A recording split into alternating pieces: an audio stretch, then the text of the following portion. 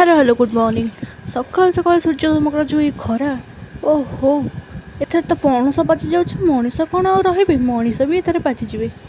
Mummy सागर झगड़ा करी मु जोमेटो ऑर्डर कली बरा तरकारी ब्रेकफास्ट पाई तो ता सागर झगड़ा करी ना तो से कि आज खाइला बेले मो पाटी गोटे लंका पलैला। देखु मो मोर एक्सप्रेशन जापे आप लंका चबई देती बोलिकिना। तो आमर आज बेसन तरकारी होची आगुआ जना पड़ा मम्मी ये बेसन जंतार व्यस्त है।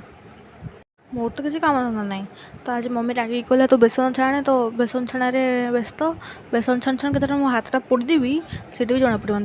बेसन छाणा सर तो सेपटे दान डाक पकड़लानी ताल सज नब ताल सज आम गोटे कंसा धर दौड़लु ताल सज आने ताल सज खाइबाटा बहुत टेस्ट लगला। तापर आइसक्रीम वाला से पहुँचीगला दुटा आइसक्रीम कोन रखाला भावुली दुटा को एका खाईदे बोलिकी ना ना मम्मी गोटे दब ना।